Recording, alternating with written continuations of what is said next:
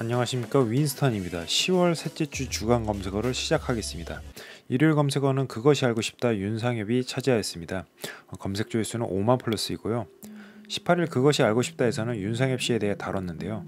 고 윤상엽 씨는 평범한 한 직장의 연구원이었는데 그의 죽음이 가진 사연이 너무나 씁쓸함을 안겨주기에 상위 랭크에 올라온 것 같습니다. 그 아래 이 사건이 처음 알려진 계기는 남편의 죽음으로 억울한 상황에 처해 있다는 제보 때문이라고 합니다. 친구들과 물놀이를 갔다가 남편의 익사사고를 당했고 사망보험금 문제로 보험사와 갈등을 겪고 있다는 것이었습니다. 사망한 윤상엽 씨와 아내 이 씨는 11살 차이의 부부이며 사내에서 알게 되었다고 합니다. 이 씨는 대기업 고졸 인턴 근무 중이고 윤상엽 씨는 그 기업의 연구원이었다고 합니다. 윤 씨 집안에서는 결혼 성사를 위해 상견례를 원했지만 나이차가 많이 나 이 씨 집안이 반대한다고 하여 이 둘은 상견례와 결혼식이 없이 16년 9월 인천에 신혼집을 구하고 17년 3월에 혼인신고 결혼하였다고 합니다.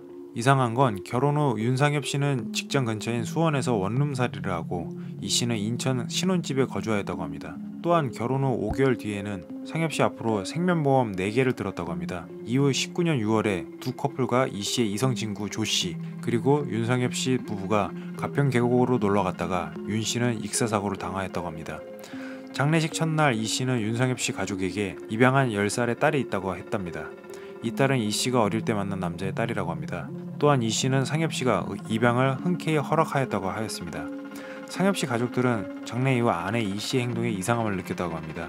남편 사망 2개월 뒤에 수상 스키를 타는 영상을 SNS에 올리고 5개월 뒤엔 딸과 마카오 해외여행을 즐기고 왔다고 합니다. 그할 팀에서도 계속적인 확인을 통해 수상한 점을 발견했다고 합니다. 상엽 씨 연봉은 6,400만 원임에도 불구하고 18년도에 개인 회생 신청을 하였다고 합니다. 상엽 씨 사망 이후 다수의 부동산 계약서가 발견되었으며 이 씨는 이 씨 집안이 어려워 상엽 씨가 많이 도와줬다고 하였습니다. 또한 2년간 이 씨 친구인 김 씨에게 3,600만 원이 넘는 돈을 이체해줬던 정황도 나왔습니다. 물놀이를 함께 간 이 씨의 이성 친구라고 소개한 조 씨는 아내 이 씨의 내연남으로 밝혀졌으며 상엽 씨의 장례식 도중 이 씨와 함께 상엽 씨 집에 들어가 사용하던 컴퓨터 본체를 들고 나갔다고 합니다. 18년 12월 31일에 상엽 씨는 장기매매 브로커에게 접근 후 장기매매에 실패하자 자살을 위해 등산용 로프 구매와 자신만 볼 수 있는 SNS에 자살 암시글을 남겼다고 합니다. 윤상엽 씨의 친구들은 상엽 씨가 경제적 물질적 부족하며 전혀 없던 친구인데 결혼 후 돈을 빌려달라고 하였으며 사고 전날에도 3,000원이 없어서 해외에 있는 친구에게 돈을 빌렸다고 하네요. 아직도 사건은 해결되지 않았고 상엽 씨의 국민연금은 이 씨가 수령하고 있으며 윤상엽 씨의 누나는 청와대 국민청원에 가평계곡 익사 사건의 진실을 밝혀달라며 10월 19일에 청원글을 작성하였다고 합니다. 월요일 검색어는 토트넘이 차지하였습니다. 조회수는 5만 플러스이고요. 19일 새벽 토트넘은 토트넘 핫스퍼 스타디움에서 웨스트햄 유나이티드와 프리미어리그 5라운드 경기를 3대3으로 비겼습니다.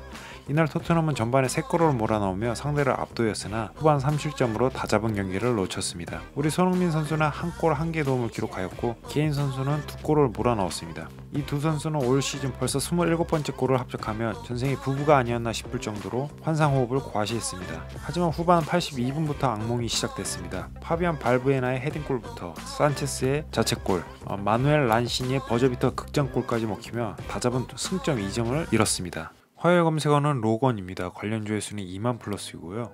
안타까운 소식입니다. 지난주 정배우가 가짜 사나이 교관 정은주 로건의 택배업소 관련 폭로에 이어 로건 교관의 몸캠 피싱 사진을 공개하였습니다. 로건과 로건의 아내분에게까지 악플을 달아 심적인 고통을 받고 있다는 내용을 전했었는데요. 로건의 아내분이 결국 극심한 스트레스로 유산을 한 것으로 알려졌다고 합니다. 20일 무사트 측은 공식 유튜브 채널 커뮤니티를 통해 로건님 가족분들을 대신하여 비보를 전한다며 이 같은 사실을 발표했습니다. 이어 원인을 제공한 모든 당사자를 엄중히 처벌받도록 할 것이며 무사트 측 관련자들에 대한 허위사실 유포 및 유언비어에 대해서도 강경히 대응할 것이라고 강조했습니다. 로건 부부가 받은 심적 고통과 슬픔을 과연 어떤 것에 비유할 수 있을까 싶지만 로건 부부에게 깊은 애도를 표합니다. 수요일 검색어는 독감 백신 사망이 차지하였습니다. 관련 조회수는 1만 플러스입니다.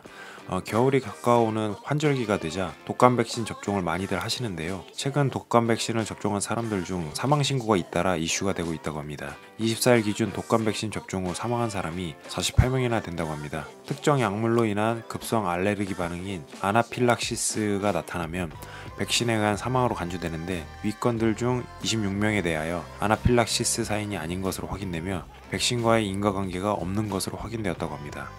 48명 중 대부분이 70-80대 이상의 고령층이며 질병관리청은 24일에 또 다른 통계를 하나 덧붙였는데요. 작년에도 노인 1,500명이 독감 백신을 맞고 일주일 안에 숨졌다는 것입니다. 매년 반복되는 일이고 기존에 갖고 있던 병이라든지 다른 이유로 숨지는 것이지 백신 때문에 사망자가 생기는 것이 아니라는 주장을 뒷받침하려고 한 말이라고 합니다. 하지만 대한의사협회에서는 질병청의 발표 내용에 과학적 근거가 미약하다고 꼬집었다고 합니다. 이와 같은 사태로 사람들은 아직 독감 백신에 대한 불안감이 가시지 않은 듯하며 접종을 해야 하는지에 대한 고민에 빠지게 되었습니다. 목요일 검색어를 살펴보겠습니다. 아이린이 상위 검색어를 차지했습니다. 조회수는 20만 플러스입니다. 아이린은 레드벨벳이라는 걸그룹의 리더입니다. 레드벨벳은 빨간맛, 아이스크림 케이크, 피카부, 배드보이 등의 히트곡을 가진 SM의 대표 걸그룹 아이돌입니다.